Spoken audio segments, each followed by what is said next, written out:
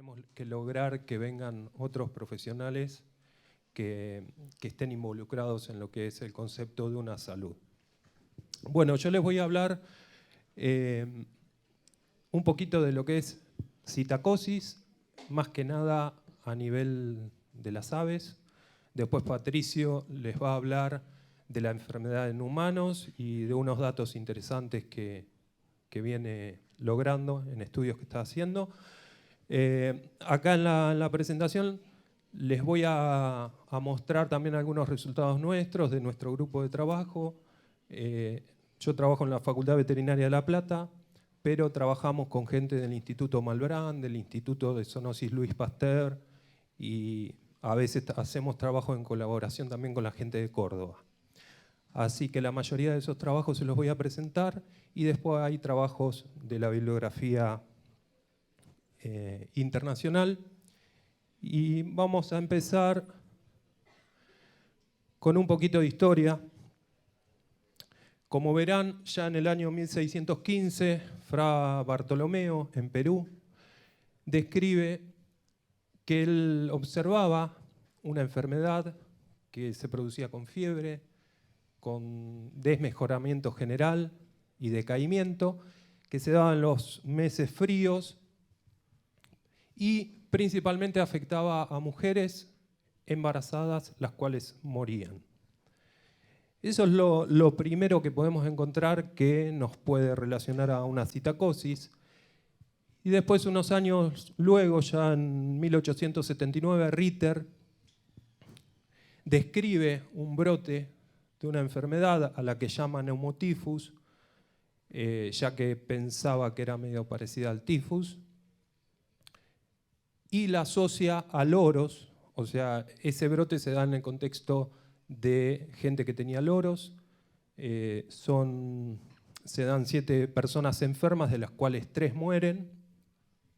Y él ya ahí hace la asociación con loros y estima el tiempo de incubación y propone que no hay transmisión de humano a humano. Por supuesto que los loros, ¿de dónde venían? Venían de Argentina. O sea, ya a partir de ese año empezamos a exportar clamidias. En el año 1892 se da la primera epidemia importante en París. De 40 afectados, 16 mueren. También los loros, ¿de dónde venían? De Argentina. En 1894 Morange concluye ya más rotundamente que los loros constituían la fuente de infección y le da el nombre de citacosis, que proviene de citakos, que en griego quiere decir pájaros. Entre 1895 y 1910 se suceden varios brotes en Italia, Alemania, Inglaterra. Inclusive en Mar del Plata se da un brote asociado a inmigrantes, de los cuales no tengo muchos datos, pero aparentemente pareciera que fue citacosis. Y ahí llegamos al año 1929 con el doctor Enrique Barros en Córdoba. ¿Saben quién es Enrique Barros? ¿O quién era? ¿No? Les cambio la pregunta. ¿Cuántos de acá egresamos de la universidad pública? Bien, bien.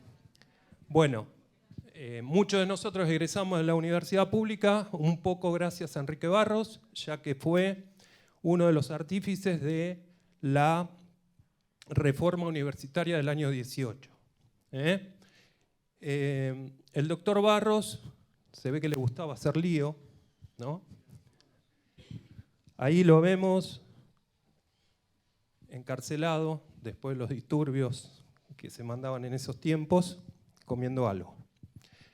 Bueno, se hizo más grande, se perfeccionó en Alemania, y en el año 29 él ve que en Córdoba se produce un brote de una enfermedad respiratoria asociada a una feria de aves, de venta de aves, y sobre ese brote el resto de la comunidad médica de la provincia, todos decían que era gripe. Y él decía que no era gripe y que era citacosis. De hecho, por sus estudios lo propusieron para el premio Nobel. Bueno, ahí hay una publicación en alemán. Y bueno, es importante recordarlo, ¿no? Bueno, después se siguen otros hitos. En el año 30 se produce el primer aislamiento en aves y en material proveniente de aves y humanos. Y en 1929, 1930 se da la epidemia más grande, con 1000 casos aproximadamente, de los que más o menos se murieron entre 200 y 300 personas, y afectó a más de 12 países. También, ¿de dónde venían los loros con citacosis? De Argentina. La siguiente.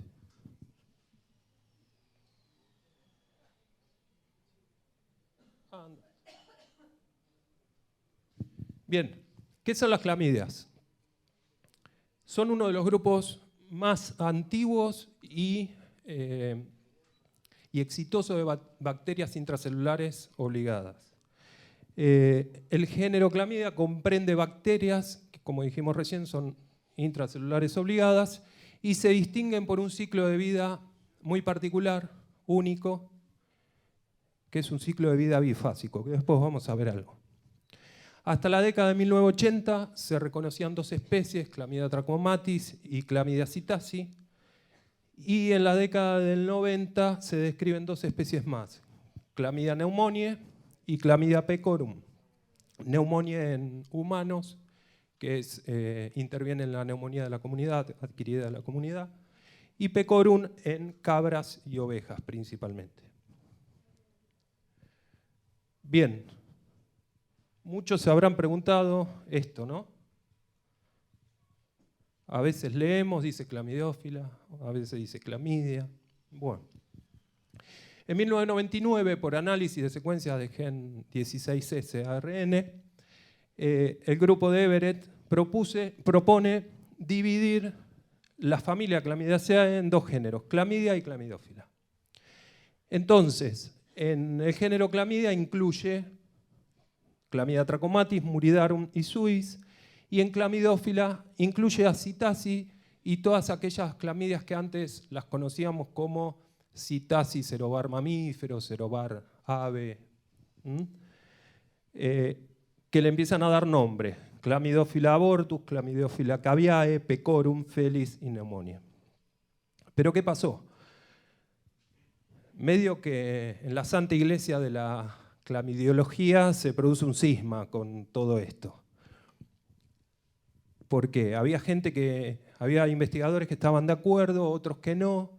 Si bien estaban de acuerdo en la ampliación de las especies, no estuvieron nunca muy de acuerdo en la división en 2 géneros. Hasta que en el año 2015, el doctor Konrad Zach propone volver al género clamidia. O sea que hoy tendríamos que estar hablando de clamidia. Clamidia psittaci, Clamidia abortus, Clamidia trachomatis, son todas clamidias. Bien, yo les mostraba ahí algunas especies, y si les pregunto, seguramente las conocerán o las habrán escuchado hablar de ellas. Algunas tienen implicancia en el humano, otras en los animales. Pero ¿qué pasó? Con el gran desarrollo de las técnicas moleculares y el avance de la ciencia, de las que digamos son las especies tradicionales, se empezó a ver que había otras especies de clamidia y se les propone otros nombres. Clamidia avium, Clamidia gallinacea, que estas 2 se encuentran principalmente en aves. Clamidia poikilotermis y Clamidia serpentis, estas 2 fueron descritas este año o el año pasado. Y Clamidia butionis, que esta fue descrita hace un mes. Es una especie nuevita. Estas afectan o se las encuentra en reptiles, en serpientes principalmente, y la butionis en gavilanes, que se ven bastante seguido y cada vez más en las ciudades. Bien. Y también hay otras que son consideradas candidatos a especie, como Ibidis, Sansinia y Corallus, estas dos últimas también en reptiles y esta en pájaros. Bien, yo les decía que las clamídeas tenían un ciclo característico, bifásico. Ahí dice 3 formas metabólicas, se llama bifásico porque en un principio se consideraban 2 formas metabólicas, pero bueno, no tiene tanta importancia. Las principales son el cuerpo elemental y el cuerpo reticulado. El cuerpo elemental es la forma metabólicamente inactiva y es la forma infectante, es la forma que anda en el medio, que es eliminada al medio. Es muy resistente en el medio. Y el cuerpo reticular es la forma metabólicamente activa y es básicamente la que se desarrolla dentro de la célula. Acá tienen esquematizado el ciclo y unas fotos de microscopía electrónica con cuerpos elementales y cuerpos reticulares. Acá cuando se está adhiriendo a la célula, una vez que se produce esa adhesión, hay una endocitosis, se diferencia ese cuerpo elemental en cuerpo reticulado. Ese cuerpo reticulado se empieza a dividir y a formar más cuerpos reticulados.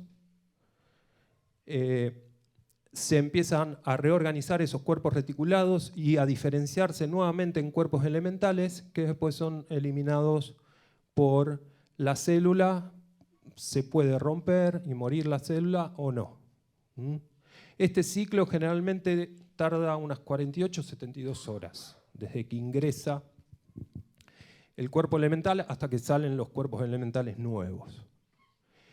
En este ciclo puede pasar que cuando se está produciendo el ciclo nosotros producimos algún estrés a esa clamidia. Un estrés puede ser que el paciente reciba un antibiótico que no es el óptimo para la clamidia, como puede ser una penicilina. Entonces eso produce un estrés. No la mata, pero produce un estrés. Y hace que el ciclo medio que se pare y se forman estos cuerpos que son como más grandes, son cuerpos reticulados más grandes. Y se produce un fenómeno que se llama persistencia. Es como que quedan adormecidas. Cuando se quita ese estímulo de estrés, el ciclo puede continuar. Bien, hablamos un poquito de lo que es Chlamydia psittaci en particular. Chlamydia psittaci se divide en distintos genotipos que se basan en la secuenciación del gen que codifica para la membrana de proteína externa. Los más conocidos o los más habituales son el A, el B. El A principalmente se da en citácidos y por los datos que tenemos de nuestro país, en general encontramos, por lo menos en la provincia de Buenos Aires, encontramos genotipo A en los loros, alguna vez encontramos B, y también en algunos estudios en casos humanos que se pudo estudiar el caso humano y el caso aviar relacionado, se encontró en los 2 casos genotipo A. El B lo podemos encontrar principalmente en palomas. Después tenemos el C, el D, que lo encontramos en patos, en pavos. El E se encuentra principalmente en avestruces, ñandús, patos, y recientemente lo encontramos acá en la Reserva Costanera Sur, en gavilanes mixtos, que inclusive lo pudimos aislar la clamidia. Bueno, el F y el EB, esos son los clásicos. El WC está asociado a rumiantes y el M56 a roedores. Y después, todos estos que hay acá son genotipos nuevos, recientes, que se los encuentra básicamente en aves silvestres y loros. Todo lo que les dije de los genotipos, si bien hay cierta predisposición de hospedador, no quiere decir que nosotros no podamos encontrar un genotipo A en un canario, o un genotipo C en un loro. Pero bueno, quédense con que el A es el principal, es el más patógeno y es el de mayor circulación. Todos son potencialmente zoonóticos. Hay que tener eso en claro. Bueno, esta enfermedad es de distribución mundial, está descrita en más de 460 especies de aves.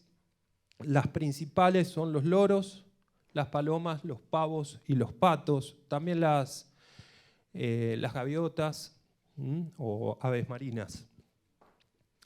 En aves mascotas hay distintas prevalencias, esto es en base a la bibliografía internacional.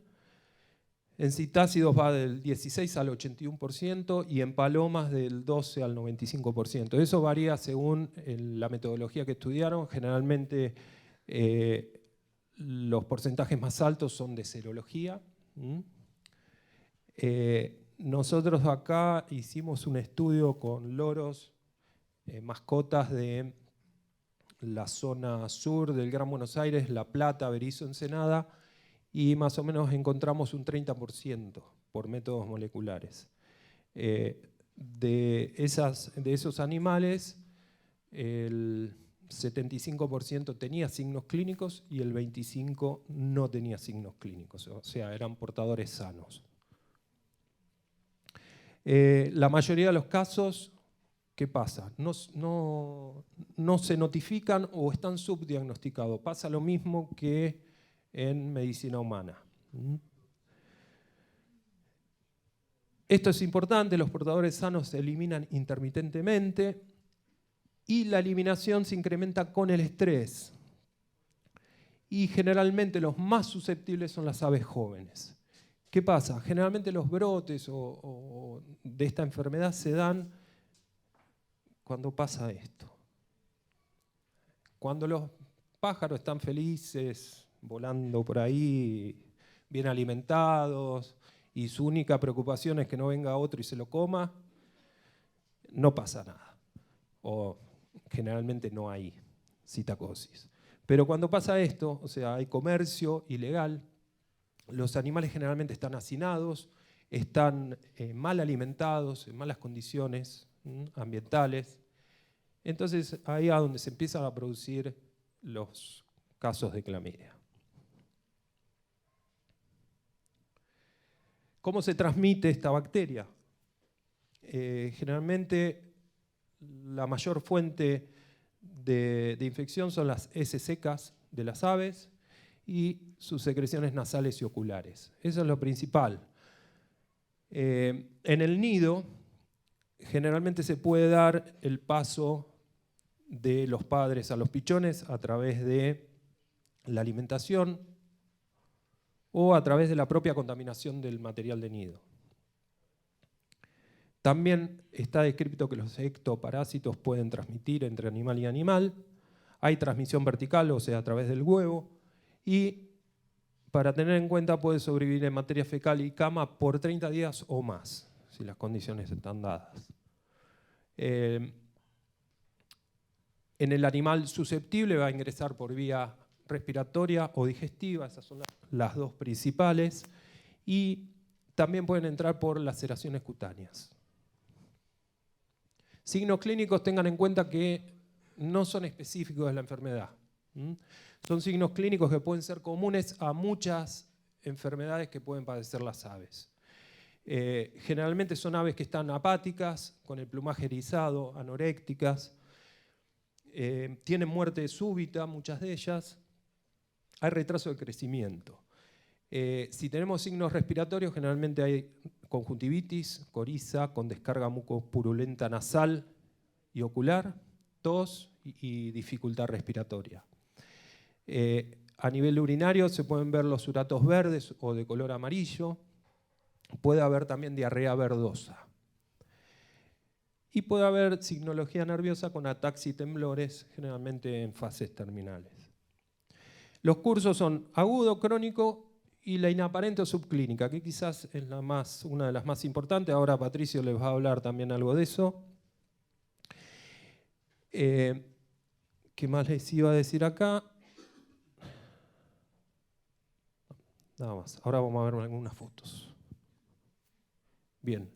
Diarrea verdosa, uratos teñidos de amarillo, acá también.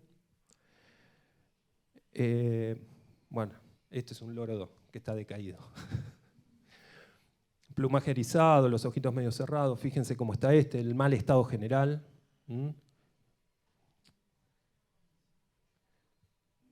Y ahí atrás, ¿qué vemos? Oxitetraciclina. ¿Qué hacemos? ¿Qué es lo primero que hacemos en el consultorio cuando llega un loro?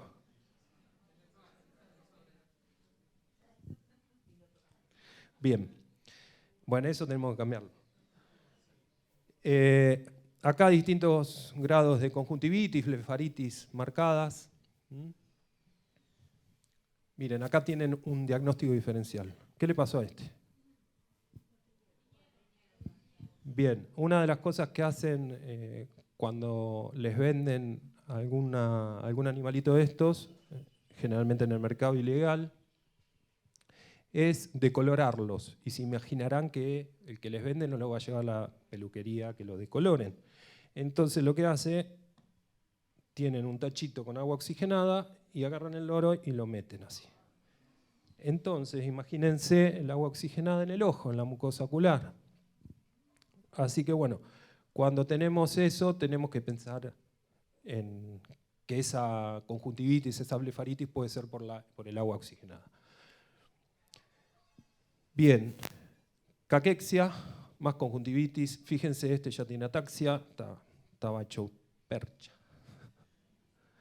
Lesiones. Si tenemos que abrir un animal, después vamos a ver las recomendaciones cuando sospechamos y tenemos que abrirlo.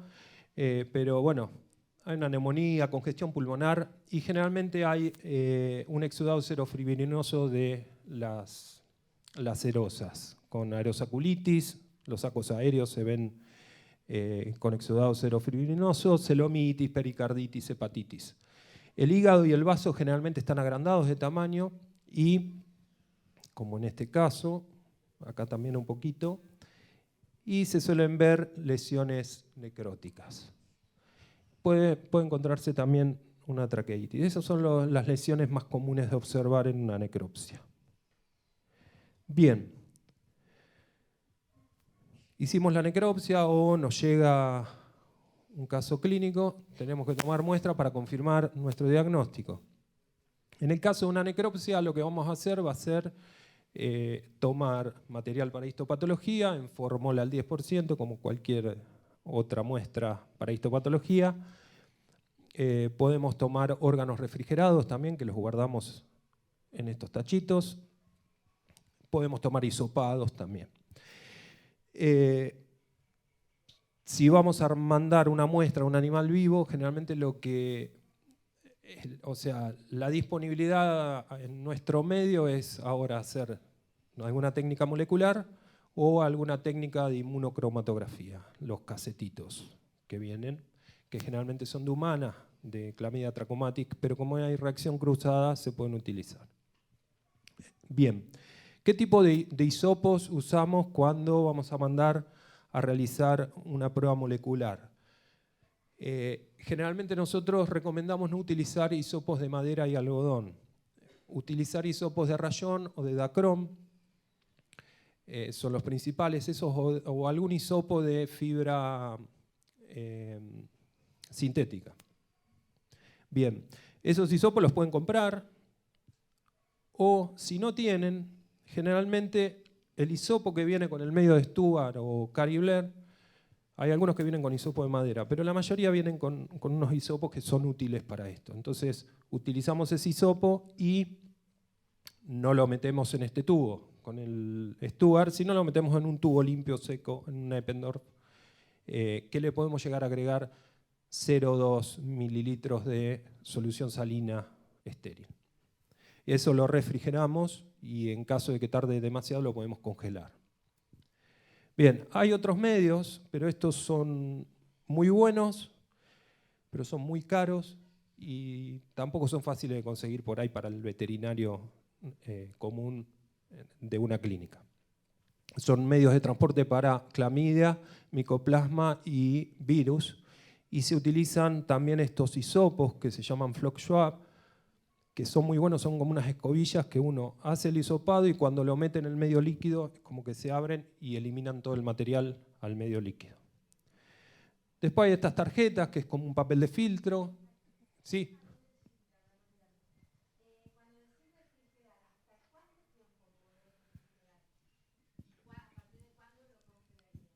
Y que no pase más de 3 o 4 días, congelarlo. ¿Mm?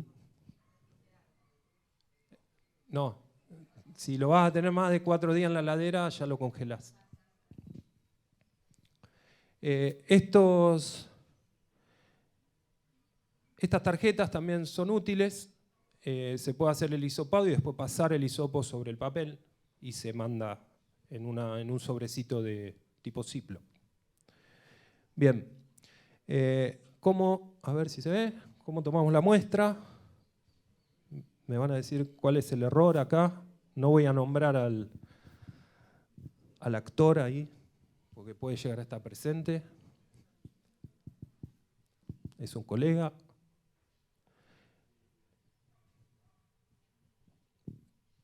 Bueno, ahí vemos hisopando lo que es conjuntiva, superficie de la córnea. Generalmente lo que recomendamos es... no pasa nada. Lo que recomendamos generalmente es hacer un hisopado con el mismo hisopo en 3 lugares diferentes. Conjuntiva, orofaringe y coanas y por último cloaca. ¿Por qué?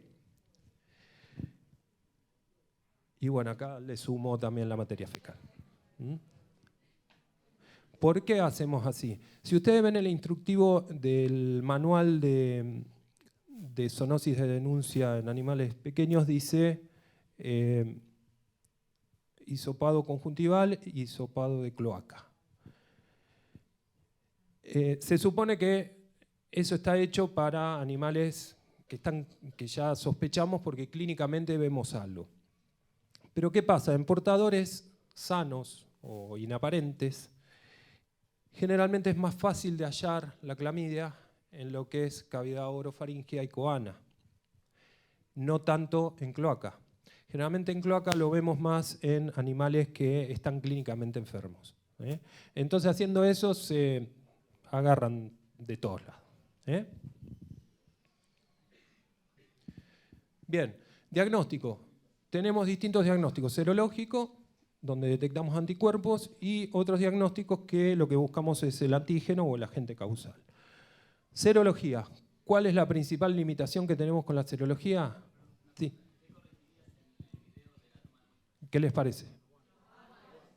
Y máscara. Bien, ¿está? Hay que ser un poco más consciente. Yo se los digo, pero yo también soy medio inconsciente, pero lo reconozco. Hay que tener más cuidado en protegernos nosotros. Bien, la serología, ¿cuál es la primer limitante? Es que no conozco ahora laboratorio veterinario que tenga para hacer serología en aves, en nuestro país por lo menos.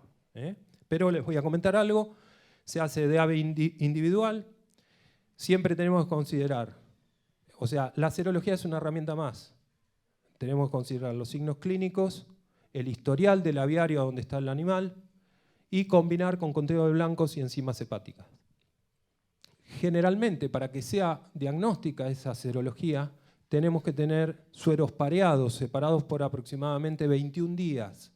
Esa es otra limitante. Generalmente nunca vuelven a que tomemos la otra muestra. Y en esos 2 sueros tiene que haber un aumento de 4 veces el título. Y, si es posible, combinar con detección de antígeno. Bueno, estas son fotos de inmunofluorescencia. Tenemos una prueba que se llama aglutinación de cuerpos elementales que detecta inmunoglobulina M y la IFAT que detecta inmunoglobulina G. Y también lo que se suele hacer es fijación de complemento. Pero ya les digo, no conozco laboratorio que haga esto para veterinaria. Y en humana casi los laboratorios de los hospitales, algunos, pero muy poco. De hecho, ahora en el Malbrán no tenían para hacer. Bueno, el diagnóstico etiológico. Lo que ha cobrado gran impulso es todo lo que son técnicas moleculares, tanto real-time PCR como PCR punto final o anidada, que nos permite también realizar secuenciación e ir un poquito más lejos, ver qué genotipo es. Fluorescencia directa sobre órganos o improntas o hisopados. El aislamiento, que el aislamiento lo que tiene es que se necesitan condiciones de bioseguridad óptimas, o sea, se necesita cabinas o un laboratorio de bioseguridad de nivel 3. Eso no lo tiene cualquiera y bueno, es bastante engorroso. De hecho, lo estamos haciendo con gente del Instituto Malbrán en base a un proyecto para poder tener un banco de clamidias autóctonas, porque el gran problema que tenemos para el desarrollo de pruebas de diagnóstico, todo eso es que al ser la clamidia un arma biológica, está restringido el comercio de cepas. Entonces no se pueden entrar cepas, no te venden cepas del exterior para entrarlas. Entonces lo que queríamos hacer es tener un banco de cepas autóctonas de clamidia. Y bueno, de a poquito se van consiguiendo algunas. Bien, y bueno, esta otra técnica, microscopía electrónica, no es de rutina. Tinciones se pueden hacer, tienen sus limitaciones, pero bueno, las más comunes son Giemsa, en citológicos, Stamp, Maquiavelo, y hay un par más, que son óptimas para visualizar clamidias. Y se pueden hacer tanto en extendidos o en citológicos como en histopatología. Y después esto que está también es una de las técnicas que están disponibles, son las inmunocromatografías. Bueno, van a ver que hay marcas ahí, no tiene un sentido comercial las marcas que puse, pero bueno, también es como para ayudarlos para que sepan qué pueden conseguir en el mercado. Bueno, estas son algunas de las posibilidades diagnósticas de las que les puedo decir que están disponibles. Son lo que es molecular y inmunocromatografía, y bueno, si alguno se anima a hacer tinciones también. Bueno, ¿qué hacemos cuando tenemos casos de citacosis? Lo primero que hay que hacer es que la persona que va a estar atendiendo a esos animales se proteja a sí mismo. Entonces debe usar ropa protectora, guantes, gorro y máscara. Yo les puse ahí N95 o superior, que son este tipo de máscaras. Los barbijos quirúrgicos no sirven. El barbijo quirúrgico sirve para que nosotros no le tiremos nada al paciente. Si van a hacer una necropsia, lo ideal sería tener una cabina de bioseguridad, pero nadie tiene una cabina de bioseguridad, así que se visten así con todo el equipo, y una cosa básica es humedecer el cadáver en agua por lo menos, y mejor si es agua con algún desinfectante, ¿tá? Para que no empiecen a volar plumas y descamaciones. Bien, algo importante a los que venden animales, que venden aves, es que mantengan registro de la venta de las aves, o sea, a quién le vendieron esas aves. ¿Para qué? Para en caso de haber alguna sospecha de brote, o de animales enfermos o de personas enfermas, se puede hacer una identificación correcta de esas aves lo más rápido posible, y también de las personas que estuvieron expuestas a esas aves. Por supuesto que hay que evitar adquirir aves que las veamos que están enfermas. Todos me dicen que sí, pero hoy en día está muy en boga el tema del proteccionismo y la gente que le da lástima al ver el animal que está en malas condiciones. Y muchas veces lo compran para salvarlo de esa muerte segura, que muy altruista, pero a veces no se dan cuenta que se están poniendo en riesgo ellos. Bueno, aislar las aves recién adquiridas, enfermas o expuestas. Esto es algo también fundamental y muy difícil de hacérselo entender a la gente que tiene aves, y más si tiene varias aves, que cuando compran o adquieren una ave nueva es lo que se llama hacer cuarentena. Es re importante, pero bueno, es muy difícil de hacerlo entender. Yo entiendo que a veces se necesita un lugar aparte, hay condiciones edilicias que uno a veces no las tiene, pero bueno, es algo que hay que hacerlo. Y más si están enfermas o estuvieron expuestas. ¿A qué consideramos una ave expuesta? Generalmente una ave expuesta sería un ave que ha participado en una exposición y vuelve al criadero. Esa ave se la considera expuesta. Esa ave tendría que tener cuarentena cuando vuelve al criadero. Difícil, pero bueno. En los aviarios hay que tener medidas adecuadas. ¿Qué son medidas adecuadas? Colocar bien las jaulas, tratar de no tener una jaula arriba de la otra, y si hay que tenerla, tener buenas bandejas para que la materia fecal del de arriba no caiga en el de abajo. Buena limpieza. ¿La limpieza qué es la buena limpieza? Comederos, bebederos, todos los días. Lavarlos, sacarles la materia orgánica con algún detergente, algún cepillo y desinfectarlos.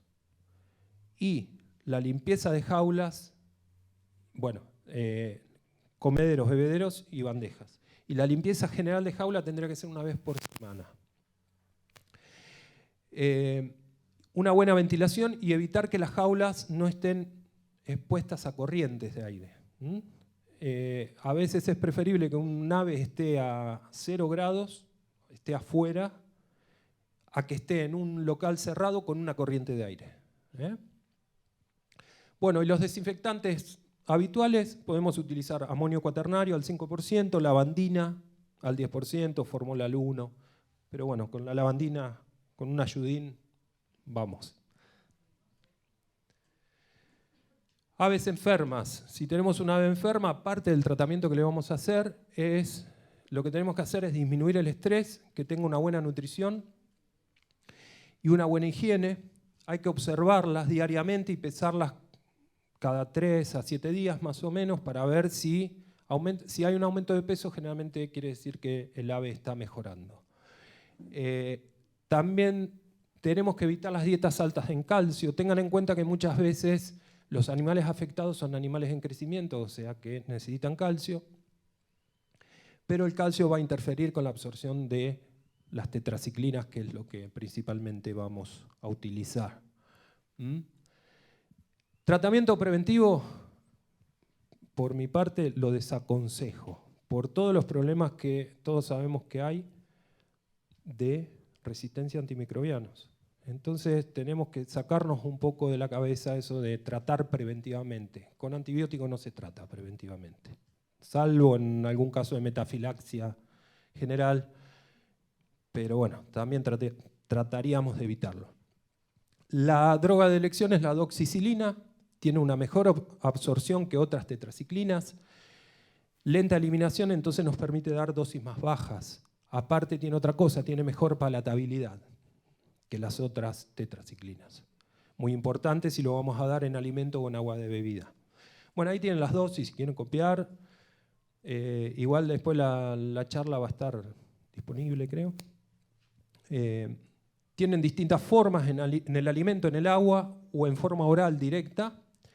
Y hay una forma inyectable que no se consigue en el país. Esa lo que nos permite es dar cada 5 a 7 días. Otras opciones de tratamiento son un macrólido como la citromicina, la oxitetraciclina LA, la que viene inyectable, la clortetraciclina en el alimento, y también no recomendaría lo que es clortetraciclina, oxitetraciclina en agua de bebida. ¿Por qué? Una, no es muy palatable, y segundo, ustedes viven, no sé, ¿alguien tiene algún loro en la casa o palomas? Bueno, la paloma toma un poquito más de agua. Sí. Y bueno, aparte de la temperatura. Pero los loros, si están bien alimentados, no toman mucha agua. Entonces nunca vamos a llegar a una concentración óptima en el animal. Yo siempre hago el mismo razonamiento para el tema de las medicaciones en aves en agua. Si a mí me dan una amoxicilina y me dicen que me tome un comprimido de 500 miligramos cada 12 horas, yo no agarro un litro de agua, meto la pastilla y voy tomando durante el día, ¿no? Entonces, bueno, acá pasa lo mismo. Pero bueno, el dar la medicación en forma oral directa a veces también nos trae un riesgo a nosotros. Entonces hay que evaluar todas esas cosas. Ah, me olvidaba eso. Entre 30 y 45 días. Lo ideal sería rechequear pasados unos 15, 30 días, rechequear y si no, volver a hacer el tratamiento con alguna otra opción terapéutica.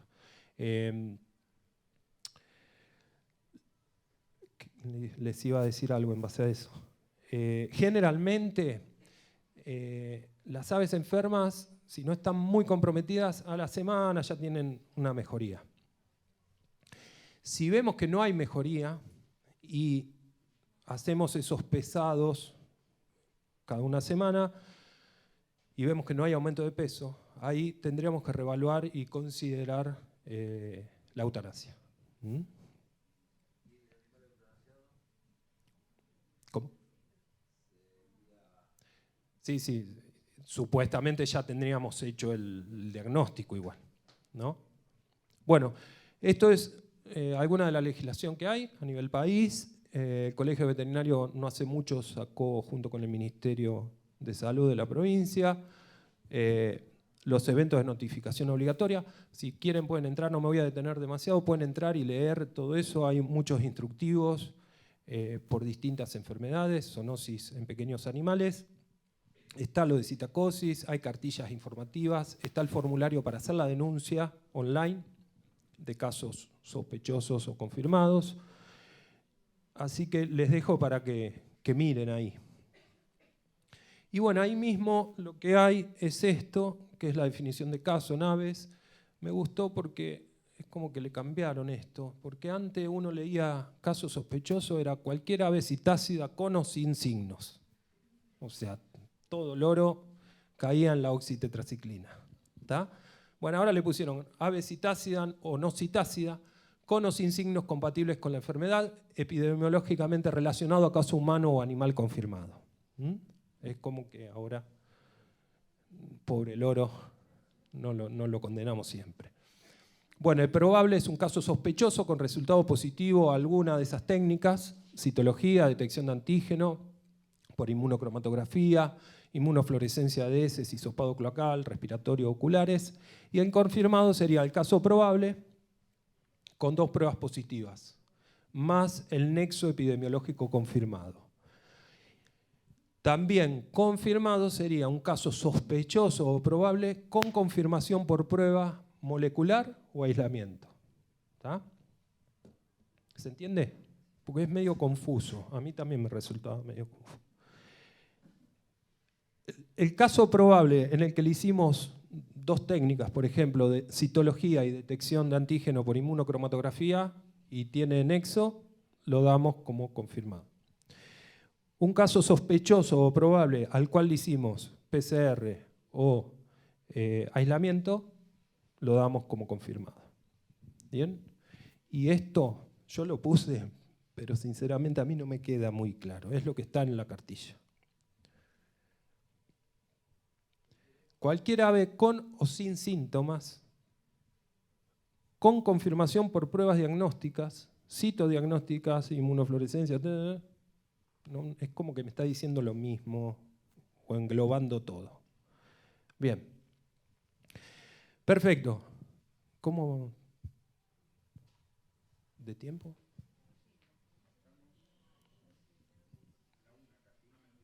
Bueno, me cortan, güey.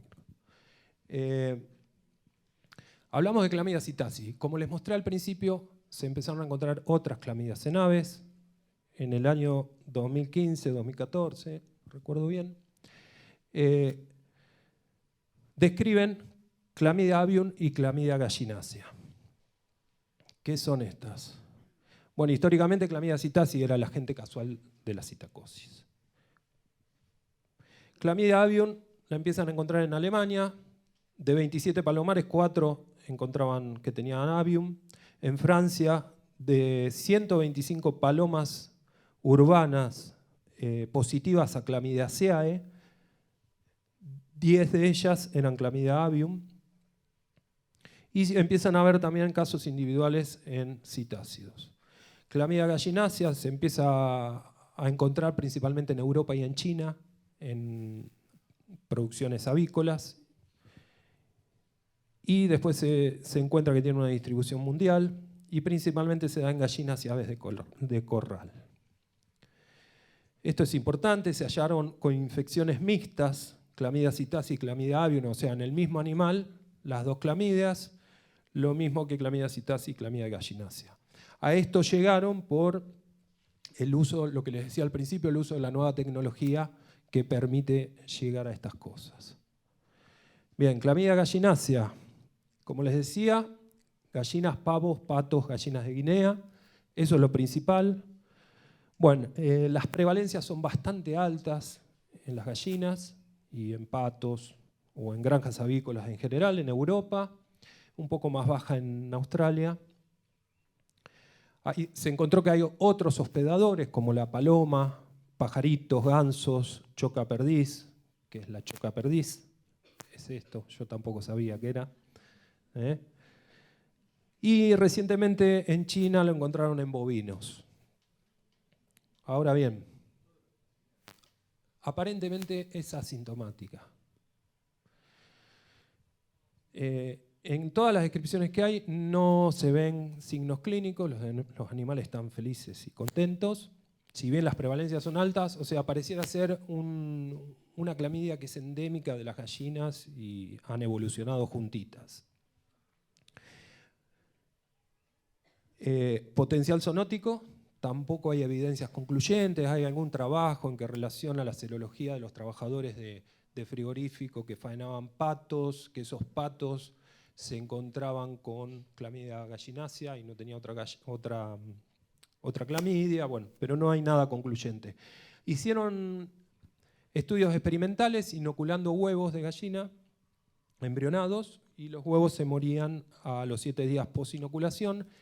Y en inoculaciones experimentales en pollos, lo que notaron, si bien no había signos clínicos, había una disminución en el crecimiento y por lo tanto el índice de conversión de esos pollos era mayor. O sea que puede llegar a dar alguna pérdida productiva. ¿Qué pasa en nuestro país? En el año 2015, el grupo de frutos, que son la gente de Córdoba, que trabaja en Córdoba, con clamidias, encuentran Clamidia gallinacea en una reina mora. En este trabajo lo pueden encontrar. Y en el 2016 presentamos un trabajo en el cual estudiamos la presencia de esta bacteria en gallinas reproductoras pesadas de granjas de la provincia de Buenos Aires y encontramos que había más o menos un 25% de prevalencia. Por supuesto, las gallinas estaban perfectas, no tenían nada. Clamidia avium. Yo les decía que se empezaron a sospechar de esto en Francia, en Alemania, en Italia. Lo primero que empezaron a hacer fue en el 2006 un análisis de aislamientos retrospectivos y vieron que no era Clamidia psittaci lo que tenían. Entonces ahí empezaron a pensar que podía haber otra cosa. En el 2009 se dan 2 brotes en criaderos de citácidos en Alemania, que ahí lo que encuentran es esta bacteria en cuadros de citacosis, en loros, con lesiones y signología clínica de citacosis. Bueno, después hacen diversos estudios que lo empiezan a encontrar en otras aves, principalmente silvestres, y en palomas, es lo que más se encuentra. Las técnicas de detección es PCR y microarray, y bueno, acá tienen algunos datos de prevalencia en Europa. En nuestro país, hace un par de años presentamos en un congreso el hallazgo, la detección molecular de esta bacteria en un loro amazona que provenía de Tucumán. Si bien el probable origen del loro era el Chaco, había sido decomisado junto con otros ejemplares y quedaron alojados en la Reserva Experimental Orcomolle de Tucumán y mandaron muestras para hacer la detección. Quedaron en cuarentena y mandan muestras para hacer la detección de Chlamydia psittaci. Da un ejemplar positivo que fue positivo a citología conjuntival. O sea que ahí, clamidia. Bien. Como da positivo eso, la gente de allá de Tucumán empieza a tratar a todo el grupo y luego del tratamiento, si bien los animales en ningún momento presentaron signos clínicos de ningún tipo, los animales estaban muy bien, se hace el tratamiento y pasado un tiempito en octubre nos mandan hisopos de cloaca, orofaringe y conjuntiva para rechequear a ver si seguían dando positivo. Bueno, le hacemos PCR, nosotros trabajamos realizando generalmente una PCR en tiempo real para la familia Chlamydiaceae. O sea, esa PCR nos va a levantar cualquier miembro de la familia Chlamydiaceae. Y después, si nos da positivo, pasamos a algo más específico. Generalmente lo de importancia y lo clásico es Chlamydia psittaci. Entonces hacemos una PCR para Chlamydia psittaci sobre ese material. Bueno, le hacemos la PCR que hacemos habitualmente, nos da positivo. Cuando le hacemos la PCR para Chlamydia psittaci, nos da negativo. Entonces decimos, acá tenemos alguna otra cosa. Pasamos a realizar una PCR anidada para obtener algún producto que podamos mandar a hacer secuencia y a través de la secuencia logramos identificar que ese material se correspondía con la cepa patrón alojada en la base de datos de Chlamydia avium. Bien, esas son las tres más importantes, pero hay trabajos que en aves podemos encontrar todas estas y algunas que todavía no tienen nombre. No quiere decir que nos vayamos a agarrar Chlamydia trachomatis de un ave. O sea, muchas veces esas las encontraron porque se ve que la paloma anduvo en algún lugar que había una trachomatis y la encontraron. Pero bueno, nosotros acá también en el país encontramos Chlamydia abortus en aves, de lo que les nombré al principio, de esos loros que el 30% había dado positivo, eran 17 muestras positivas, de las cuales 13, si mal no recuerdo, positivas a Chlamydia psittaci y 4 a Chlamydia abortus. De esos 4 animales, 2 no tenían signología clínica y 2 tenían signología clínica compatible con citacosis. A uno de los animales pudimos hacerle el seguimiento con tratamiento y justamente era un animal que la chica lo había comprado porque le había dado lástima que lo había visto medio mal. Pudimos hacer el seguimiento, luego del tratamiento, a los pocos días que empezó el tratamiento mejoró clínicamente y luego cuando hicimos el rechequeo no encontramos la presencia de clamidia. Pero bueno, encontramos Chlamydia abortus asociada a enfermedad. Había alguna mención en la bibliografía, pero mucho no hay. Y bueno, la gente de Córdoba también, en su estudio, en el cual muestraron una cantidad considerable de animales, creo que alrededor de 400, 500 aves silvestres y la misma cantidad de aves cautivas. Lo que encuentran ellos es, casi no encuentran psittaci, pero encuentran pecorum, pneumoniae y gallinácea. Y básicamente en aves cautivas. En las aves silvestres, lo que les decía, si son animales que están felices y contentos, generalmente no se suele encontrar. Bueno, les hablo un poquito de otras clamidias que las podemos llegar a ver en el consultorio y que también pueden llegar a tener connotación zoonótica. Clamidia caviae. Esta afecta a los cobayos principalmente. Un animal, una mascota que últimamente está teniendo gran auge. Bueno, y acá hay un trabajo en el cual se estudió un señor que tenía una colonia de cobayos, aparte tenía gato y tenía conejo, y lo que encontraron es que de 123 cobayos que formaban esa colonia, 59 fueron positivos a Clamidia caviae. De esos 59, 48 presentaban signos clínicos y hubo 11 que permanecían asintomáticos. Los signos clínicos generalmente son descarga ocular y conjuntivitis, es lo más común, pero puede haber otros, descarga nasal, signos respiratorios y descarga vaginal. También en este estudio lo que encuentran es ADN de Clamidia caviae en el conejo, que el conejo tenía alguna presentación clínica, secreción seromucosa leve y conjuntivitis. En el gato, que tenía, pero el gato no tenía signos clínicos. Y en el propietario le encuentran el ADN caviae y había secreción ocular serosa leve. Este es un caso que nos llegó al consultorio, al cual le hicimos, tenía esta conjuntivitis, le hicimos PCR, no pudimos determinar si era caviae o si era otra, por la calidad del ADN que pudimos levantar, pero bueno, había una clamidia, se trató eficazmente con un colirio con acitromicina. Y bueno, estos son algunos de los signos que pueden producir. Sí, generalmente es bastante local cuando está así. Bueno, zoonosis. Hay reportes de 3 casos de falla respiratoria debido a neumonía adquirida en la comunidad. 2 casos bastante graves, con ventilación mecánica y UTI varios días. Todos habían tenido contacto con cobayos enfermos. Y cuando hicieron la PCR y la genotipificación, encontraron que era Clamidia caviae. O sea que evidentemente hay algo que anda dando vuelta ahí, que puede pasarse al humano a través de los cobayos. Pero también hay un caso de un paciente sin contacto con animales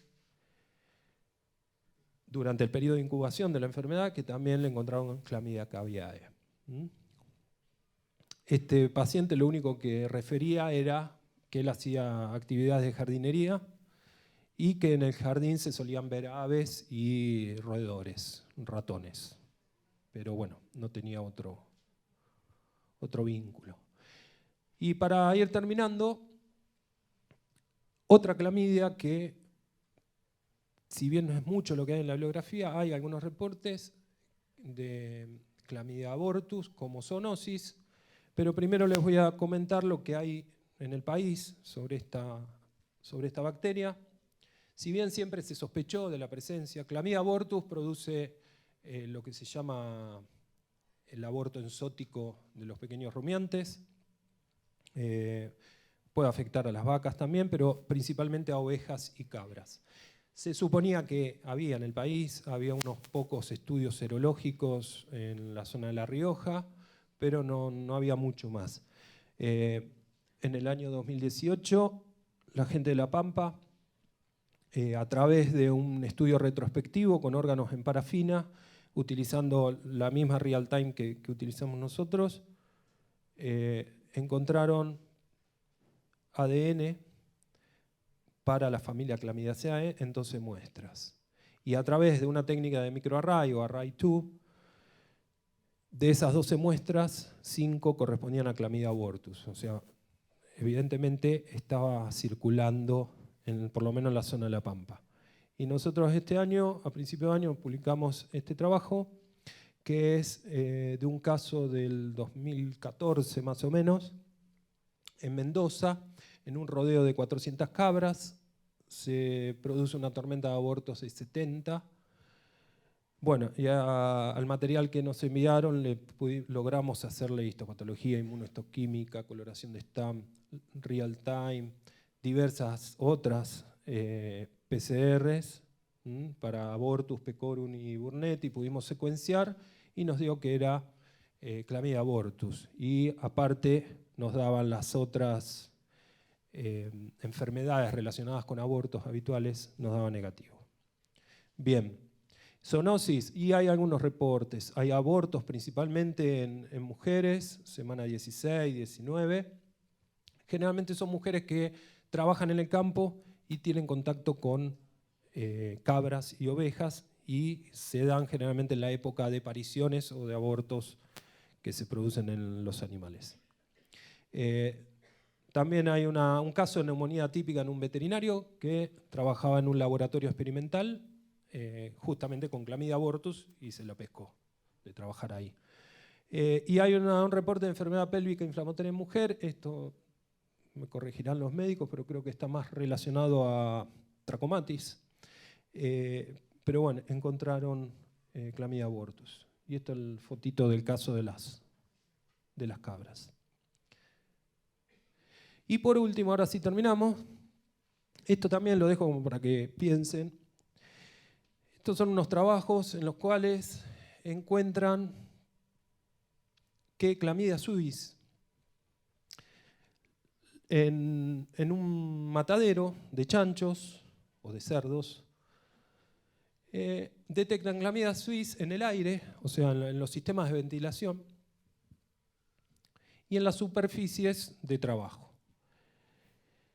Y también en 2 de las personas que trabajaban ahí, en los hisopos conjuntivales, encuentran clamidia suis. Bien. Otro trabajo hecho en Nepal, encuentran ADN clamidia suis en ojos de pacientes con tracoma. Tracoma es una enfermedad producida por clamidia trachomatis, clásicamente. ¿Cuál es la importancia de esto? Clamidia suis es la única clamidia que conocemos que alberga naturalmente un cassette genético de resistencia a tetraciclinas. Y que en condiciones de laboratorio se ha comprobado que ese cassette, esa clamidia suis, se lo puede pasar a otras especies de clamidia. Entonces, esto es importante y yo les decía al principio, o cuando estábamos ahí hablando de la oxitetraciclina, del tratamiento preventivo, o sea, tengan en cuenta lo que estamos encontrando, o lo que están encontrando la gente que está haciendo estos trabajos, y el riesgo que puede tener esto. Bueno, creo que ya terminé. Y ahora viene el doctor Patricio Fabier. Gracias.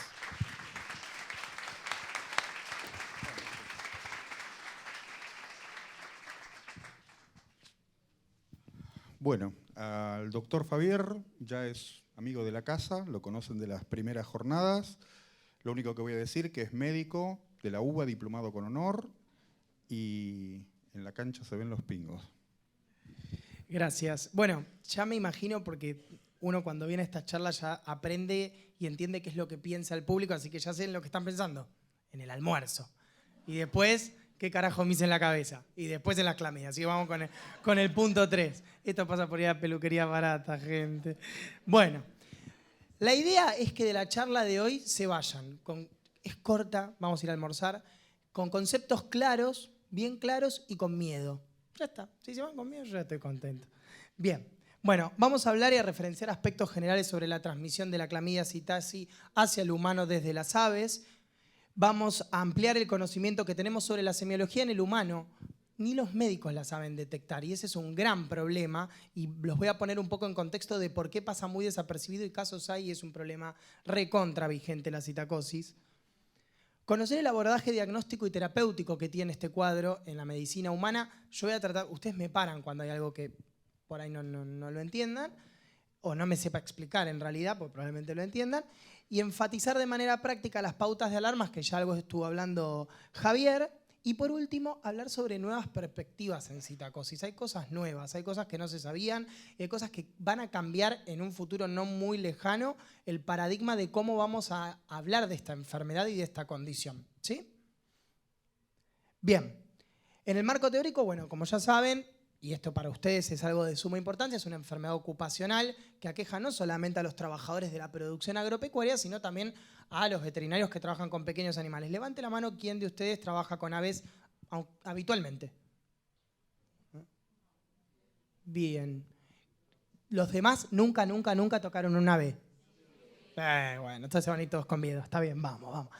Bien, la transmisión humana entre humanos es raro, con lo cual el CDC dice que hay que aislar a los pacientes. Esto en la práctica no se ve, no se hace, porque si no los pacientes con enfermedad por clamidia pneumoniae, que es lo más común, se los aislaría y no hay manera por el inóculo bacteriano que el humano larga, ¿sí? Si no sería muy fácil el diagnóstico, y de hecho es muy difícil el diagnóstico en el humano, entonces no se aísla a los pacientes. Y es una patología que está infradiagnosticada. ¿Y por qué?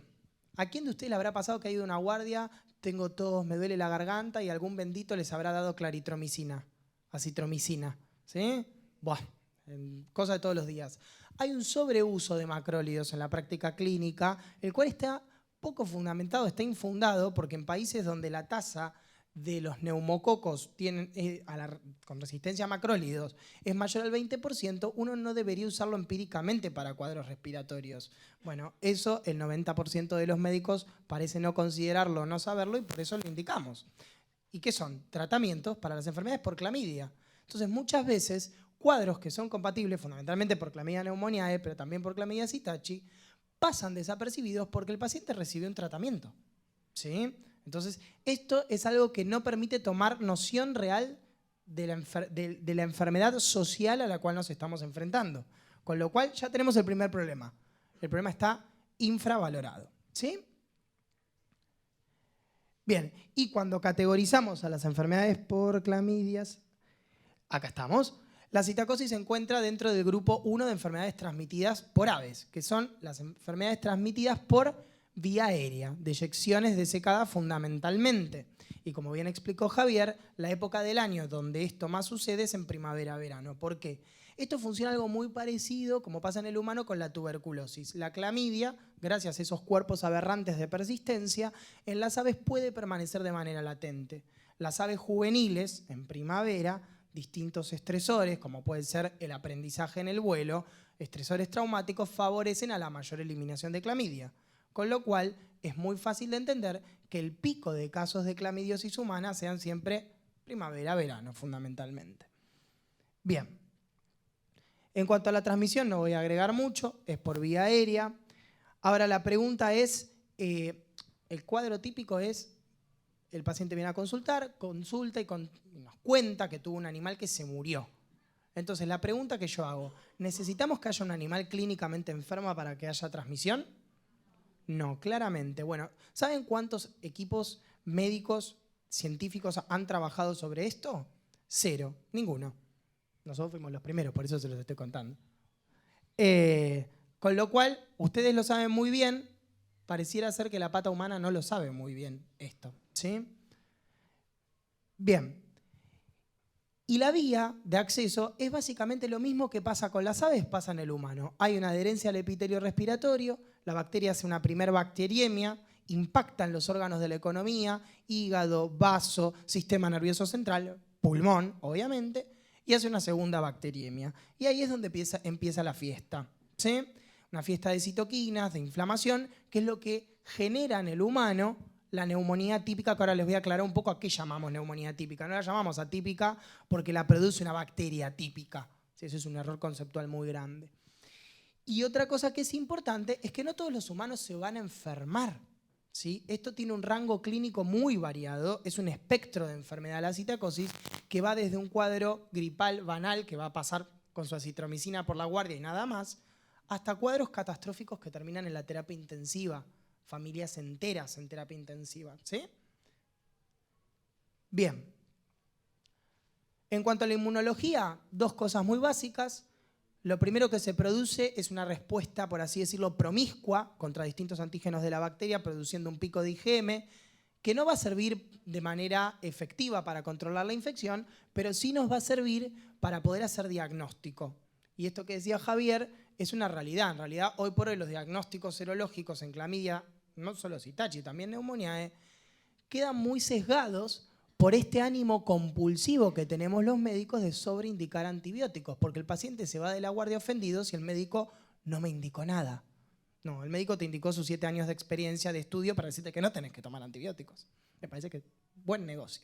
Pero bueno, como esto no sucede, el paciente se va con sus antibióticos y nadie pide serologías, con lo cual seguimos infradiagnosticando el problema. Y esta curva de IgM sigue aumentando en las primeras 2 semanas y es lo que nos permite poder hacer el suero pareado. Imagínense que si no le toman la primera IgM, menos lo van a citar al paciente, porque eso hay que trabajar para eso y no nos gusta. Bien, ¿me siguen hasta acá? ¿Voy muy rápido? Bien. Muy bien. Con lo cual, también hay que entender que el dosaje de anticuerpos no es específico para clamidia Citachi. El dosaje de anticuerpos es para cualquier clamidia y en humanos la clamidia que más prevalece en la enfermedad es la clamidia pneumoniae. ¿Sí? Y si el paciente tuvo alguna enfermedad de transmisión sexual, la clamidia trachomatis. Con lo cual, un anticuerpo único IgG positivo no nos dice nada. Si ese paciente en algún momento de su vida tuvo alguna úlcera genital, tuvo alguna bronquitis banal por clamidia pneumoniae, eso pasa sin pena ni gloria. Con lo cual, poder hacer una curva serológica es fundamental para hacer diagnóstico. ¿Sí? Pero hoy la realidad es otra. Contamos con los métodos moleculares. Con lo cual, en la práctica, ojo, no es lo mismo que lo que está escrito en las guías, en la práctica lo ideal es poder hacer diagnóstico por PCR.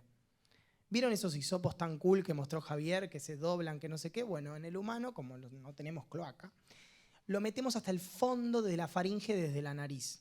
Es hermosa la experiencia. Se lo hice a 63 veterinarios que el día de hoy me siguen puteando, a unos trabajos que les vamos a mostrar, pero ese es el diagnóstico, ¿sí? No hay otro. Ese o lo mismo, hacer PCR de muestras respiratorias profundas, que eso lo hacemos con pacientes intubados en la terapia intensiva. ¿Sí? Eso es fundamental hacer diagnóstico. ¿Y saben por qué es fundamental hacer diagnóstico? Porque ustedes me dirán, bueno, pero Patricio, dale su claritromicina, que el señor va a andar bien. Porque hay que denunciarla la citacosis, gente. Y se denuncia caso por caso. ¿Sí? Es de denuncia obligatoria e inmediata, porque si no seguimos perpetuando los círculos de ventas ilegales de aves. ¿Sí? Entonces esto es fundamental, trabajo de zoonosis con el hospital. Bien. Antes la gente, antes del advenimiento de los nuevos antibióticos y las nuevas técnicas, se morían aproximadamente un 20% de los pacientes. ¿Qué quiere decir? De cada 10, 12 iban a morir. Altísima. ¿Sí? Piensen que por infarto agudo de miocardio se muere un 8% de las personas. Casi 3 veces más. Me encanta comparar cosas así. Bien, ahora se quedan todos así pensando. O sea que si me duele el pecho tengo como una tercera parte de una citacosis. No. Bien. Pero hoy, gracias a la terapia antibiótica, ¿sí? La mortalidad es del 1%. Igual yo he visto pacientes 4 o 5 meses en terapia intensiva por citacosis. Pacientes míos, ¿sí? Que desde el día 1 les puse tratamiento para el clamidia Citachi. Con lo cual no es gratis pasar por una terapia intensiva. La gente se complica, la pasa mal. Bien. El cuadro clínico en el humano. Tiene un periodo de incubación de más o menos 2 semanas. Todo esto después se la van a descargar. Tiene una etapa inicial pseudogripal en el humano que desarrolla enfermedad y después, casi en un 20 al 40%, evolucionan a la neumonía típica. ¿Y a qué llamamos neumonía típica? Es un síndrome clínico en el cual, ¿qué es lo típico de una neumonía? Que tenga una radiografía patológica, ¿verdad? Bueno, lo atípico acá es que el paciente tiene una radiografía en el 90% normal. Y estás viendo un paciente jadeando en tu consultorio sin aire. A ese paciente algo más le está pasando. ¿Sí? Los patógenos que generan neumonía típica lo que generan es una inflamación del intersticio pulmonar. ¿Sí? Dependiente de la invasión bacteriana en parte, pero mayormente de la inmunidad. ¿Sí? Es inmunomediada. Entonces son pacientes que la placa o va a tener signos muy discretos o nada. Y ahí es cuando los médicos fallan y dicen, acá no pasa nada, váyase a su casa. Y ahí es donde sonamos. Bien, los pacientes que llegan con citacosis a este punto, créanme que ya pasaron 2 o 3 veces por una guardia donde les dijeron que no tenían nada. ¿Sí? Y a esa altura ya llegan con insuficiencia respiratoria para pasar a terapia intensiva. O sea, con sus 3 infartos.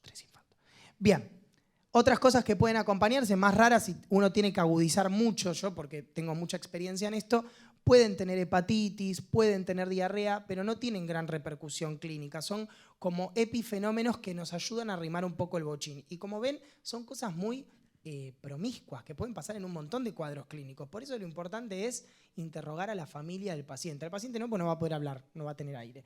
Pero aunque sea la familia del paciente, ¿sí? Y tiene que ser dirigido. ¿Usted tiene aves? ¿Usted adquirió aves? ¿Algún familiar tiene? ¿Fue de vacaciones a algún lado? Son preguntas que parecen muy tontas, pero hay que hacerlas, ¿sí? Bien. Bueno, y esto lo pasamos. Ok. Ven, fíjense, esto es una placa que si uno la ve, sí, tiene algún infiltrado muy discreto acá en la base pulmonar. Fíjense que esta no lo tiene. Y esto un médico por ahí le da amoxicilina y manda al paciente a la casa. Ese paciente llega muerto en 3 días al hospital.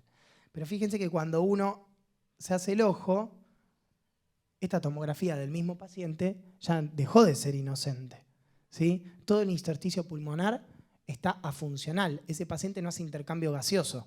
Ese paciente está en insuficiencia respiratoria. Ese paciente requiere un tubo en la garganta, ¿sí? Bien, y ahí es cuando yo les decía que en la práctica es la PCR lo que nos hace diagnóstico. El CDC y el Ministerio no actualizaron esto y dicen que lo ideal sería cultivarlo. Bueno, si ustedes tienen un laboratorio BSL-3 en su casa, háganlo. Si no, no se les ocurra porque es un patógeno de bioterrorismo la clamidia, ¿sí? Con lo cual es algo que en la práctica no existe. Otra cosa que se puede hacer es la serología pareada, pero como yo ya les explicaba, es muy promiscua la interpretación porque puede ser muy positiva también en enfermedades por clamidia pneumoniae. Y otra cosa que nos dan como diagnóstico potencial es una única serología positiva. ¿Qué quiere decir? Si no tenés nada, y bueno, ponele alguna etiqueta con esto. No es lo ideal. Bien, no los quiero aburrir con esto. Quiero contarles más sobre mi experiencia, que me parece que es lo más nutritivo. Bien, en cuanto al diagnóstico, lo más importante, yo con esto después a ustedes les queda, desde lo clínico es esto. Un paciente que tiene un cuadro clínico totalmente desconmensurado para la radiografía que trae. ¿Sí? Es eso. Un paciente ahogado con una placa casi normal. Obviamente hay un millón de diagnósticos diferenciales. Tromboembolismo de pulmón, infarto agudo de miocardio, neumonías virales en época de influenza, eso es algo muy clásico, pero esto es lo bueno, que la clamidiosis empieza a ascender cuando la influenza se empieza a ir. Menos mal, si no estamos a nada. Le damos a todos claritromicina y oseltamivir. Pero bueno, por eso fíjense cómo el tema epidemiológico es muy importante. ¿En qué época del año estamos? ¿Hay circulación de influenza? ¿Hasta cuándo? ¿Hay circulación de Citachi? ¿Hasta cuándo? Todos esos son factores que el médico tiene que conocer. Fundamentalmente los infectólogos, ¿no? Y el diagnóstico es por PCR, idealmente tomado por hisopado nasofaringio, que idealmente tenemos los hisopos flexibles. Yo a veces no los tengo y meto los hisopos duros. Bueno. Yo siempre digo, si el paciente larga un lagrimón es que hiciste bien el hisopado, ya está. Loco, le estás curando 3 infartos juntos, ¿no? Joder. Bien. En cuanto al tratamiento, ya les expliqué que es de denuncia obligatoria, idealmente doxiciclina, pero piensen que, por ejemplo, estas familias enteras que se enferman de citacosis, a los niños menores de 8 años no se les puede dar, ¿sí? Entonces podemos dar macrólidos. No existe como en zoonosis humana, no hay trabajos estadísticos de calidad en absolutamente nada, de nada, porque no hay voluntad. Entonces no hay ningún trabajo de buen diseño caso control que vea ¿es mejor la claritromicina? ¿Es mejor la doxiciclina? No. Y nosotros por un motivo u otro, por falla hepática, por una cosa o la otra, hemos tratado pacientes con cursos completos de claritromicina y les va igual de bien. ¿Sí? O sea, no es que hay, pero bueno, esto que les digo tómenlo con pinzas porque no hay ningún estudio que esté respaldando la pavada que les estoy diciendo. Bien, sí, idealmente con doxiciclina, es muy importante en el humano, los humanos no tenemos plumas, algunos son bastante. Hay que decirle a la persona que toma doxiciclina que no se exponga al sol, da fotosensibilidad. Esto se ve mucho cuando se usa doxiciclina como profilaxis del paludismo. La gente se expone al sol, pero no es que hacen rash inocente, se les descama la piel, pueden tener incluso hasta necrosis cutánea, o sea, no es joda. Y otra cosa que es importante es que se hidrate bien el paciente porque da esofagitis erosiva, ¿sí? Entonces, 2 litros de agua mínimo durante el tratamiento, con lo cual no es tan sencillo, no es tan a la ligera esto. ¿Sí? Bien. ¿Y a los contactos del paciente hay que hacer algo? Nada, no hay que hacer nada. Esto no está escrito.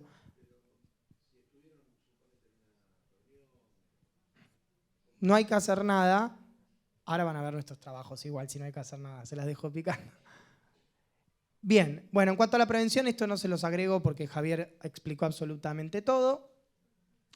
Esto lo paso, por favor. Bueno, y acá viene lo nuevo, para que ya empiecen a...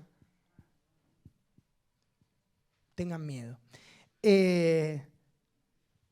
Estos cuerpos reticulares de persistencia, que se conoce que en las aves generan persistencia, en el humano no se sabía qué pasaba. La citiacosis, hasta ahora, ¿qué les vengo contando? Un cuadro agudo. Te morís, vivís, nos vamos todos contentos o nos vamos a velarte. Bueno, no. En el humano también genera un cuadro de persistencia crónica. Pero ¿saben qué? Esto nadie lo demostró por ir a buscar humanos sanos en contactos con aves. Bueno, nosotros sí, ahora se los vamos a contar. Si no saben cómo se dieron cuenta, ahora hay un nuevo paradigma en la infectología que son los patógenos infecciosos que generan cáncer. ¿Sí? ¿Lo conocen al HPV, por ejemplo? ¿Sí? Bueno, al Helicobacter pylori, bueno, se asocia al linfoma de estómago. Y vieron que el 80% de los linfomas oculares tienen ADN de Chlamydia psittaci adentro. O sea que ustedes que están en contacto con aves, por ahí ahora en el ojo, ¿quién sabe? Por ahí la próxima reunión de zoonosis los veo sin un ojo, así no sabemos. Así. Bien, me encanta sembrar el pánico. Entonces se dieron cuenta a partir de ahí que Chlamydia psittaci estaba involucrada en esto. Tan es así esto, que bueno, esto es por los cuerpos aberrantes de persistencia que generan un estímulo totalmente persistente en los linfocitos del humano a nivel de la glándula lagrimal y de la conjuntiva, que alguno de estos linfocitos pierde los mecanismos de control. ¿Estamos bien? ¿Sí? Pierde los mecanismos de control de supresión de células cancerosas, ¿sí? Uno tiene mecanismos de control de eso. Los pierde gracias a la acción que genera estos cuerpos aberrantes dentro de la célula y empiezan a proliferar de manera anómala. La gente de un linfoma en el ojo, no solo que se puede morir, sino que se queda sin ojo. No está tan bueno. Y esto empieza con algo tan inocente como un enrojecimiento conjuntival y excrescencias conjuntivales crónicas. Y este paciente después, si no tiene un tratamiento adecuado, termina sin ojo. ¿Se sabe en cuánto tiempo puede producir esto? No sé, yo sé que el HPV en una persona inmunocompetente en 10 años puede dar un cáncer de cuello de útero, o de ano, o de boca. Bueno, con esto no se sabe. De hecho, en los casos que hay en la literatura cada vez son más y más y más y más en volumen, porque esto es un tema que se habla entre los oftalmólogos ya, ¿sí? De hecho, nadie tuvo la lúcida idea de empezar a interrogar para atrás a estos pacientes. ¿Estuviste en contacto con aves? No se sabe. E incluso nadie tuvo la lúcida idea de empezar a seguirlos para adelante. Che, empecemos a ver en personas sanas si tienen infección crónica por Chlamydia psittaci y sigámoslos a largo plazo a ver qué pasa. Hasta ahora, y eso es cuando yo les digo falta de voluntad, porque tenemos todo. O sea, ¿hay transmisión crónica? Sí. ¿Produce algo que puede ser fatal? Sí, totalmente. Algo que te puede sacar un ojo, o sea, digamos, es algo importante, es un contexto muy importante. Entonces, no solamente estamos hablando de una causa de neumonía aguda, sino de una causa de cáncer. ¿Sí? Bien. Y como ven, cada vez hay más trabajos que hablan de esto.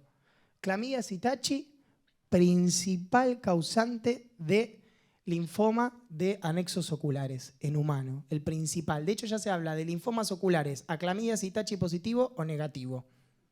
¿Y a cuáles creen que les va mejor? No, a los positivos, porque responden al antibiótico.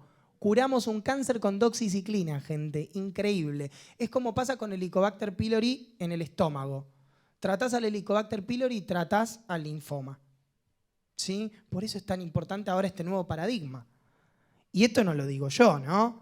Esto lo dice también grupos totalmente especializados en oftalmología en países donde la citacosis es un problema de aún mayor magnitud que nosotros, como es Suecia, como es Alemania, que ya estuvo hablando Javier, ¿sí? Acá les dejo las referencias. Respuesta a la doxiciclina para el tratamiento del linfoma ocular. Bien. ¿Estamos hasta acá? Entonces, si decimos que la citacosis puede ser causa de una enfermedad crónica, entonces, gente, vamos a buscar a la gente sana a ver dónde estamos parados. Porque nadie hasta ahora fue a buscar humanos sanos. Bueno, nosotros sí. Nosotros lo hicimos. Este es un trabajo que con orgullo pudimos presentar este año en el Congreso Europeo de Microbiología. Para los humanos infectólogos es el más grande a nivel mundial. Así que para nosotros fue un orgullo que nos lo hayan aceptado. El trabajo se titula algo así que, como cuando todo está tranquilo, Clamidia Citachi se transmite también. ¿Sí? Situaciones de aparente normalidad. Ave sana, humano sano. ¿Quién de ustedes usaría un barbijo para ver una ave sana? No lo usan para ver una enferma. Bien. Como ven, este es un trabajo en el que participé yo como investigador principal desde el Hospital Fernández, el Instituto Malbrán, el Pasteur y el Ecoparque de la Ciudad de Buenos Aires. Y todo esto surgió ¿por qué? Como ustedes bien saben, es una situación muy compleja la que tiene el Ecoparque. Cuando empezaron a sacar los animales, obviamente trasladar animales no es joda, ¿sí? Tienen reglamentaciones que uno tiene que cumplir.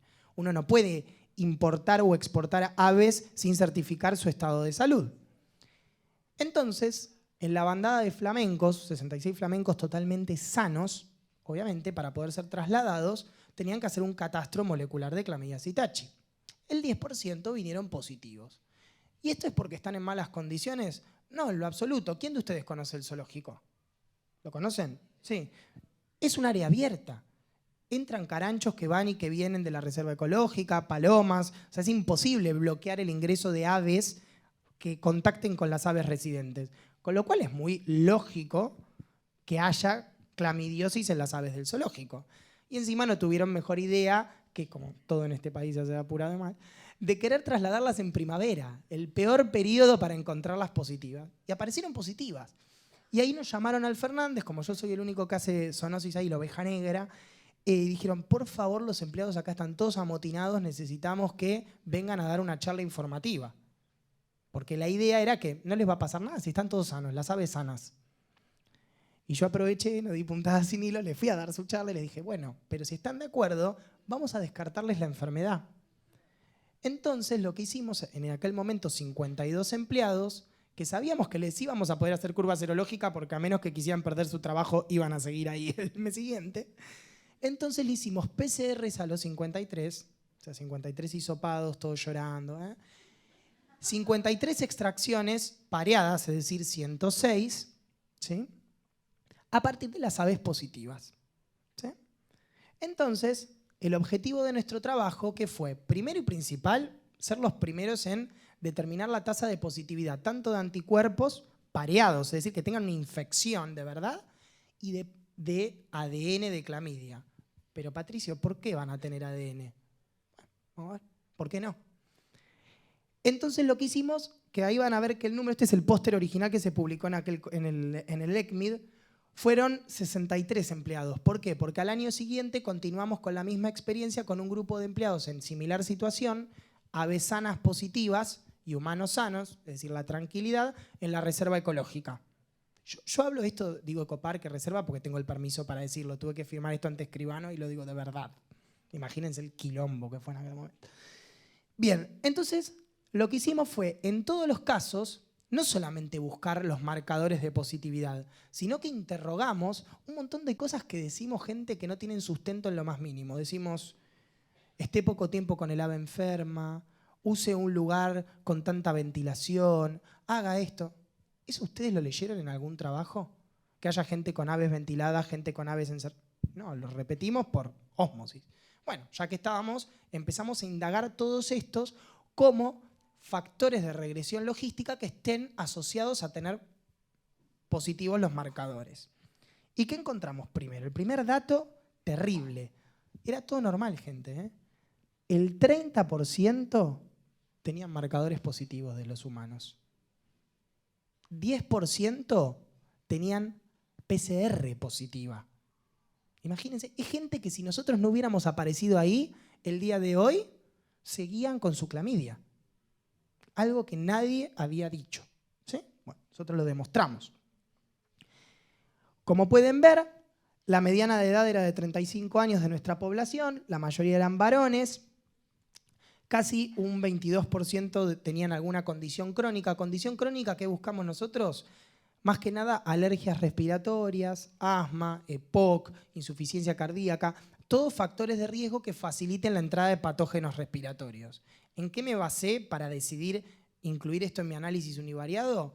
En absolutamente nada, fue totalmente arbitrario. Fue intentar buscar factores nuevos, porque, a ver, todos se expusieron a aves. De hecho, había, como ven, veterinarios era el 40%, el otro 60% eran empleados de parquización, empleados de limpieza, electricistas, cuidadores, pero no todos se infectaron. Entonces tiene que haber algún factor extra que predisponga a esta infección. No se infecta el que quiere, solo el que puede se puede infectar. Bien, y lo que buscamos también, bueno, si trabajaban en áreas ventiladas o no, solamente el 25% trabajaba en áreas ventiladas, porque si ustedes conocen el ecoparque, hay zonas bajo techo con aves que están semiventiladas, zonas cerradas y zonas abiertas, como las de los flamencos, que están al lado del laguito. Fíjense, este es un dato terrible. Afuera están repartiendo látigos para que los usen después contra ustedes mismos. Uso de medidas de protección, 0%. Cero. A pesar de que el 40% las conocían y los materiales los tenían. Terrible, ¿no? O sea, son ustedes los que se están exponiendo. Es terrible. Nosotros en la medicina humana no solemos hacer eso. O al menos cuando tenemos experiencia. Ahora van a ver. Bien, y otra cosa que evaluamos era si tenían aves en la casa o balcón, como factores confundidores, porque por ahí ellos se trajeron la clamidia de afuera del ecoparque y bueno, por ahí tienen balcón en la casa todo cagado por palomas y es el factor. Entonces hicimos el análisis multivariado, univariado de todo esto. ¿Se entiende, no? Análisis univariado, multivariado. Bueno. ¿Y qué vimos? Que en realidad el único factor asociado a la infección era tener alguna condición crónica, fundamentalmente alergia respiratoria. ¿Tiene sentido? Bueno, somos los primeros que lo estamos publicando. ¿Esto es un dato definitivo? No, en lo absoluto. Cuando calculamos la N de sujetos que teníamos que evaluar para poder tirar datos con robustez, era de casi 360 sujetos. Bueno, vamos a 63. Nos faltan 300. No es nada. Pero imagínense que para Citachi, una patología tan poco diagnosticada, tener 65 tipos que los podés seguir, que los podés evaluar, es una gema esto, es imposible de encontrar. Por eso los trabajos que hay son de tan baja calidad, pues son pocos sujetos, mal seguidos. E incluso mejor, che, Patricio, ¿esta gente va a tener linfoma en el ojo? Y para saberlo hay que seguirlos mucho tiempo. Bueno, ya llevamos 23 meses siguiendo a toda esta gente y hasta ahora están todos bien. Ninguno hizo ninguna gracia ocular, tuvo consultas con el oftalmólogo, no perdimos ningún sujeto durante el seguimiento porque todos siguen trabajando para el gobierno de la Ciudad de Buenos Aires, con lo cual es otra cosa que jerarquiza mucho nuestros datos, tuvimos seguimiento. Y si me preguntan, bueno, fíjense, los que trabajan en lugar ventilado no tuvieron más riesgos que los que no. Los que trabajan como veterinarios no tuvieron más riesgos que los que no. Que uno pensaría que el que trabaja como veterinario tendría más o menos. Debería menos porque deberían usar las medidas de protección. Escúchame. La cantidad de horas por semana en contacto con las aves tampoco fue un factor, con lo cual un contacto muy estrecho con un ave que está haciendo una excrescencia de una alta carga bacteriana también es riesgoso, ¿sí? Bien. Con lo cual, ¿qué concluimos? Primero que sorprendentemente esperábamos no encontrar a nadie, el 30% fue positivo, incluso con PCR. ¿Sí? Algunos por curva de anticuerpos y otros por PCR. Esto ya fundamental. Y segundo, que aquellos que son alérgicos tenían notablemente, no solamente en el análisis univariado, sino también cuando ajustamos por todas las demás variables. ¿Sí? Contundente este dato. Tenían más riesgo. Bueno, este fue nuestro grupo de trabajo y fíjense, cuando uno no tiene experiencia y es bastante gil, no usa nada, soy yo. Sin el corte de pelo horrible. Fíjense, esto es el ecoparque, ¿sí? Acá es un área abierta, es un sistema que no, es totalmente permeable, es imposible controlar la citacosis en este contexto, es normal, es lo que está pasando. Y este fue todo el equipo, de hecho, la doctora Rolón es la actual jefa del Fernández, la actual jefa del servicio. Y hubo voluntad de un servicio que nosotros no somos, como los colegas de Muniz, un servicio conocido por hacer zoonosis, que nos animamos a poner todo este conocimiento que traemos de la microbiología clínica y de la estadística en servicio de la zoonosis. Y creo que esta es la llave para poder llegar a este tipo de conclusiones. Así que como mensajes para llevarse a casa y terminar, ¿los aburrí? Menos mal, lo dicen después. Bueno, que la citacosis es un problema vigente, no hay duda.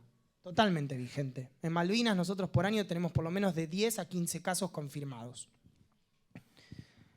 La sobreindicación de macrólidos hoy es nuestro talón de Aquiles que los médicos tienen que solventar para que podamos tomar real noción de este tipo de patologías.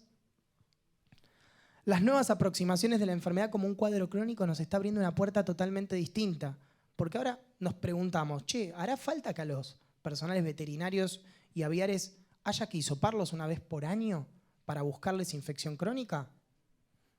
Si no ¿por qué si te tengo que hisopar, te toca hacer un PAP y una colpo para buscarte infección por HPV, no lo voy a hacer con clamidia? ¿No? No lo sabemos. Bueno, esto abre la llave a otras investigaciones y que me quiera sponsorear, brazos abiertos. Si me preguntan qué hicimos con la gente que nos dio positivo por PCR, les dimos tratamiento a todos. Sí, les dimos tratamiento. No me le va a jugar. No, te cuento, en realidad lo seguimos a 2 años, le faltan el ojo a los 2. No, mentira, le dimos tratamiento. Bien, la técnica molecular en la práctica es el estándar. Aunque hablen del cultivo, lo que tenemos a mano es hisopo. Y de hecho, los hisopos estos tan costosos no los tuvimos para los 63 pacientes. Mirá, el paquete que viene de 50, te estoy hablando de hace 2 años, así que ahora sumale todo esto, salía más o menos porque viene con el medio de cultivo virológico. Nosotros usamos el virológico, el de influenza, tuvimos mucha suerte que usamos el de influenza, que no te permite cultivar. Te permite hacer la PCR, pero no cultivar porque tiene streptomicina al medio. Y salen aproximadamente los 50 hisopos, algo así como 8.000 pesos. Ahora sumalo por 3, 21.000, 24.000, por eso. Bien, los tratamientos disponibles a la fecha sirven para tratar la enfermedad aguda, pero no para erradicar cuerpos aberrantes, con lo cual seguimos pensando, Patricio, ¿hay que seguir hisopando a la gente en búsqueda de esto? Yo creo que sí. Yo sigo en la búsqueda, en algunos años, yo creo que, bueno, estos datos nos tenemos que dejar de joder y publicarlos porque es algo muy valioso, y me parece que también es importante que sigamos en la búsqueda de ese 360, ¿sí? Pero piensen que tienen que ser 3 factores que se tienen que cumplir. Aves sanas positivas, humanos sanos y voluntad política de dejarnos entrar. El ecoparque, la verdad que en esa situación hizo de cenizas una situación sumamente nutritiva, porque de una situación que gremialmente se les estaba prendiendo fuego el ecoparque, porque todos los empleados estaban con que estoy enfermo, hicieron una capacitación, hicimos un testeo, dimos un servicio, la gente se trató, nadie se enfermó, o sea que lograron reinventarse. La verdad que tenían un equipo en aquel momento, no sé ahora, muy hábil de prensa y lo supieron solventar muy bien. Y de hecho llegamos al Congreso Europeo. Sí. Es que en realidad vos no buscás la negativización. Vos buscas tratarlo para que al menos el cuerpo aberrante quede en muy baja concentración, pero no está escrito, o sea hay que pesquisar. Eso es otro interrogante más. No, la gente que hisopaste una vez no te deja hacerlo 2 veces, mi cielo, ni en pedo. No. De hecho, los hacíamos entrar. Pará que vuelva a la foto anterior, porque es muy graciosa. Esto que vos ves acá, que estoy yo que parece que le estoy sacando un ojo al tipo, los hacíamos pasar de a uno para que uno no vea lo que le estaba pasando al otro. Y salían por el otro lado, no olvidate. Pero que querían que los atendamos. Ahí tenés. Bien. Bueno, y desde ya muchas gracias por fumarse la charla y al que quiere se la puede descargar sacándole una fotito a este código. Me piden permiso por el celular y yo se los dejo bajar. ¿Sí? Bueno, gracias.